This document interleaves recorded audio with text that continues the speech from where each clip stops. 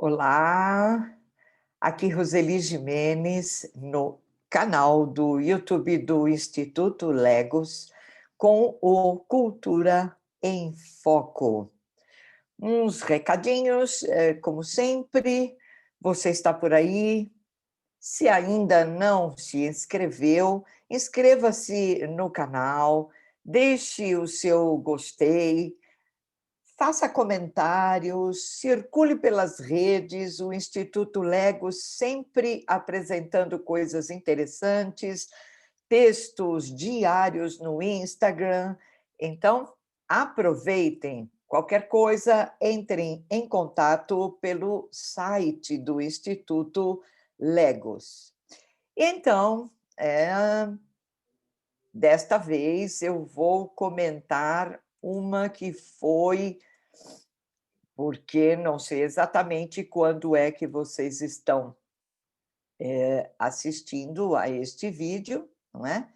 Mas uma espetacular minissérie que o Cultura em Foco do Instituto Legos traz para vocês.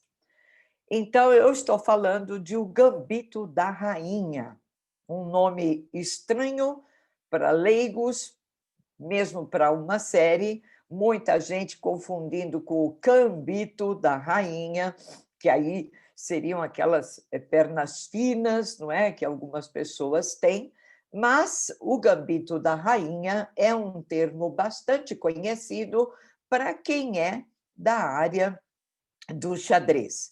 E, na verdade, não é? Vocês estão vendo aí a nossa protagonista dessa minissérie, esse Gambito da Rainha, que na verdade é uma referência à dama, né? É uma maneira diferente e usual até no xadrez de começar um jogo indicando uma perda, não é?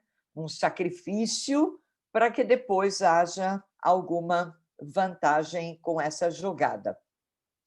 Lembro a vocês, não é, que ao fim aqui da minissérie eu faço algumas indicações e uma delas é exatamente para comentar sobre a questão da perda, sobre a questão, inclusive, da morte, se pensarmos assim, não é? Das coisas que a gente, ou das quais a gente tem que, muitas vezes na vida, abrir mão. Bem, a cena que vocês veem desses dois grandes jogadores, não é? Elas focalizam nos anos 60, Bob Fischer e Petrosian, numa que foi uma das grandes disputas homéricas, digamos assim, e cujas referências estão dentro dessa minissérie. Evidente que, como nenhuma outra, essa minissérie que há uma disponibilidade na Netflix, que começou no mês de dezembro de 2020, impulsionou sobremaneira a arte do xadrez, faz até com que nos esqueçamos de Kasparov, que acabou perdendo, de certa forma, o jogo para uma máquina, o computador Deep Blue. Significa que o xadrez está em cena, que o xadrez é uma arte, uma requintada arte. De qualquer forma, os grandes mestres do xadrez, aqueles que conhecem razoavelmente, até os leigos, retomaram ou voltaram com um novo impulso dado pela minissérie. Significa que muita gente comprando tabuleiros de xadrez, muita gente pedindo aulas, não é, de xadrez, e um mercado que volta a se movimentar. Muitas lives, muitos comentários em congressos, não é? Significa que a minissérie é um grande sucesso deste momento, dezembro de 2020. Bem, O Gambito da Rainha é uma ficção porque às vezes é tudo tão real, não é? Uma reconstituição muito bem feita, e a gente acaba acreditando que Betty Harmon é, de fato, alguém existente no mundo do xadrez. Na verdade, é uma obra de ficção e essa personagem ela tem uma existência tão somente na minissérie. Bem, mas como toda ficção, e uma, às vezes, autoficção, há sempre um desejo de que algumas coisas deste mundo real, de fato, tenham um pé verdadeiro ou um acontecimento. Então, nesta cena do filme, né, da minissérie, a Betty é cumprimentada pelo adversário depois de tê-lo praticamente humilhado num jogo surpreendente. Bem, se a gente lembrar, não é, que a minissérie se passa nos anos 60, em que a Guerra Fria jogava literalmente e para todos os lados, não é, norte-americanos e soviéticos, em uma disputa acirrada. Então, o fato de Betty ganhar esse jogo e ser cumprimentada é uma ação bastante simbólica. Ficção à parte, o fato é que, na vida real, uma húngaro-americana, Susan Polgar, uma grande expoente do jogo de xadrez, realmente, no mundo real, ela, nos anos 90, portanto, não na mesma época, recebeu um cumprimento semelhante, o que faz, então, com que a minissérie tivesse, de certa maneira, prestado-lhe uma homenagem. Aliás, faço aqui outras ressalvas, não é? Para leigos, nem tanto, mas para aqueles entendidos no mundo do xadrez, não é? Mergulhem-se de cabeça, porque as cenas de jogo, não é? Elas são fictícias, mas trabalham com jogadas que realmente existem, tanto que muitos analistas do xadrez já fizeram comentários nesse sentido. Bem, obviamente, a minissérie, no caso, levanta várias questões. Uma delas é a relação desse jogo com as mulheres. Nesta imagem, vocês literalmente percebem duas mulheres com o tabuleiro, acompanhadas aí por menestréis, não é? E numa imagem que remonta, no mínimo, ao século XII ou XIII, e é perceptível, não é, esta imagem feminina no mundo que parece ser masculino. No entanto, não é, e pesquisando, o que a gente percebe é que, dada a origem bastante antiga, não é, desse jogo, esse jogo sempre foi praticado também por mulheres. E, de qualquer forma, nos anos 60, em que a minissérie se passa, e mesmo depois, ou mesmo em pleno século XXI, ainda há bastante preconceito em relação às mulheres jogarem. Inclusive, há pesquisas tentando apontar que há, por conta, não é, de uma falta de espacialidade feminina, desvantagens no jogo, inclusive apontando pontuações diversas quando o jogo envolve o feminino. Preconceito à parte, não é? Há grandes mulheres, como eu já citei, a húngaro-americana, entre outras, que são ases nessa modalidade esportiva difícil, não é?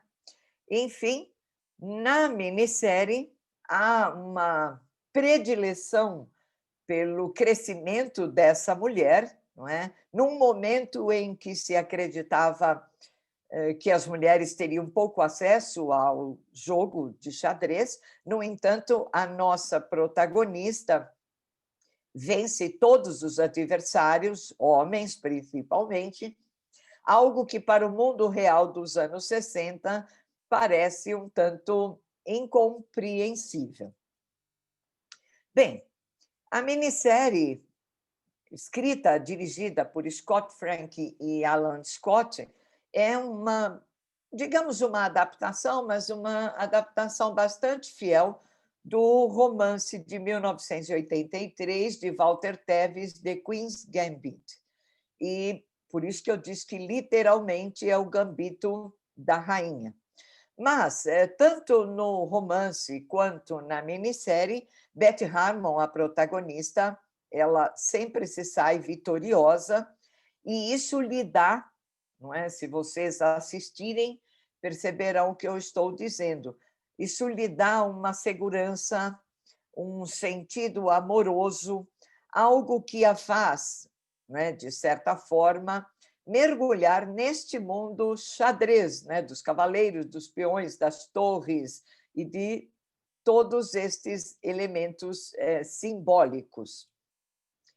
Bom, obviamente a minissérie e enfatiza e realmente é brilhante para o mundo do xadrez, mas aponta outros temas que serão desenvolvidos aqui em outros vídeos no YouTube, aqui no canal do Instituto Legos.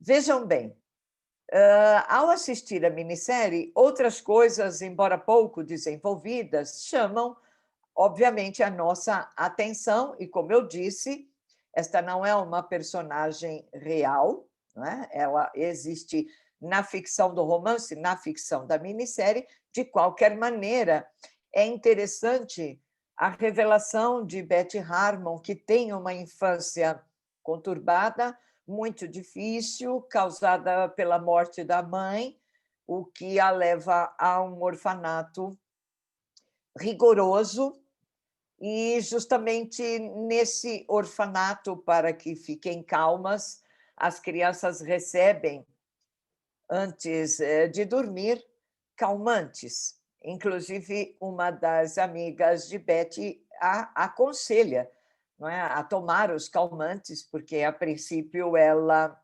resiste. Isto é uma maneira de, digamos assim, poder sonhar para fora daquele difícil lugar. Beth Harmon fica um bom tempo nesse internato, é lá que ela vai conhecer o seu incentivador ao jogo de xadrez, é um zelador do prédio. Na maioria das vezes, eles se encontram nesse porão e, pouco a pouco, ele vai inserindo Beth Harmon neste mundo fantástico do xadrez. Um pouco tempo depois, Beth Harmon é adotada por uma família. Na verdade, a adoção é uma tentativa da esposa do casal de reanimar um casamento falido, o que se mostra em vão, já que o marido vai embora e algumas coisas acabam não dando tão certo, não é? Entre várias coisas de ficção ou fato dentro da minissérie, uma é impressionante, porque por muitas vezes, e quase sempre depois que ela toma os calmantes e vai se deitar, Beth Harmon faz todo um jogo no teto do quarto em que ela habita. As peças se movem, como na imagem, não é? Em tamanho enorme para a visualização, obviamente, do espectador, e ela mentaliza, e o jogo praticamente fica pronto nessa imagem. Confesso que, quando eu assisti a minissérie, eu julguei fosse um efeito dos calmantes que ela tomava antes de deitar. No entanto, ouvindo, assistindo outras lives com enxadristas e gente muito competente, eu percebi que esta é uma prática muito comum, não é? Que é posta em ato pelos jogadores, né? Não só eles imaginam o jogo no teto, nas paredes, como de fato eles jogam mentalmente. Então, muitas vezes vão para o jogo com todo o jogo arquitetado. Então, o uso medicamentoso não é o elemento como energéticos, né, que vai propiciar essas visões.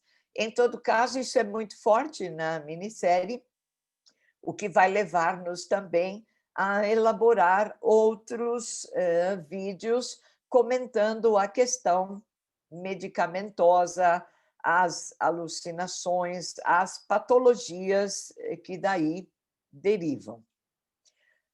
A série, não é, essa minissérie, ela teve uma repercussão, como eu já disse, enorme, enorme sucesso, o que levou, além deste vídeo, não é, a vários outros, e eu menciono aqui 3, porque foram os que eu vi com bastante atenção. Então, chama atenção para o Mega Séries, que são vídeos publicados e comandados pela professora doutora Sandra Trabuco Valenzuela, é uma especialista também em literatura infantil, mas ela sempre recebe convidados para tratar de séries, é o nome, não é, do programa, e ela recebeu essa campeã, a Tauane de Medeiros, justamente para comentar sobre o Gambito da Rainha. Eu recomendo, deixo o link para vocês.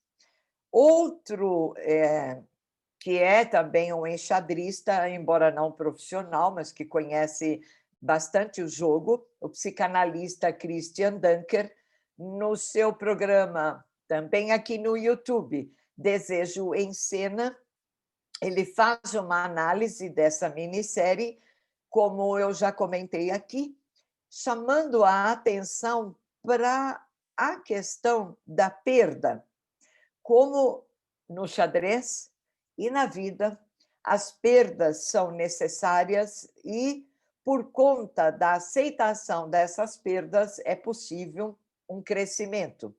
Um outro tema interessante também para a abordagem de pautas em família, da questão da aquisição da linguagem, da questão educacional, porque todas as perdas ao longo das nossas vidas, não é, como se vê na série, a perda da mãe, a perda daquele zelador que a introduz e que a leva ao mundo do xadrez, que a coloca em competições, que faz com que, depois de adotada pela família, em que pesem os primeiros momentos conturbados, ela começa a ganhar dinheiro jogando xadrez, e isso acaba também, de certa forma, ajudando aquela mãe adotiva a reagir diante da perda familiar, não é? Da partida de seu marido, e isto também causado por uma perda cujas vantagens foram vistas mais à frente. Também recomendo as várias séries que aparecem em vídeos do MIS, o Museu da Imagem e do Som, e especificamente aqui com o programa Cine Ciência. Este, em particular, trouxe um grande mestre do xadrez, com o escritor Jacques Fuchs, que é um matemático, um grande escritor e também um entendido no xadrez. Então, são essas 3 recomendações e, obviamente, assistam a minissérie e, assistindo a minissérie, vocês poderão deixar aqui seus comentários e, repito, inscrevam-se no canal, curtam esta apresentação. Se tiverem gostado, acompanhem-nos aqui no YouTube com muitos outros vídeos do Cultura em Foco, do Pautas em Família, do Aquisição de Linguagem, da Educação Inclusiva, entre outros. Acompanhem-nos. Eu vou ficando por aqui. Até a próxima!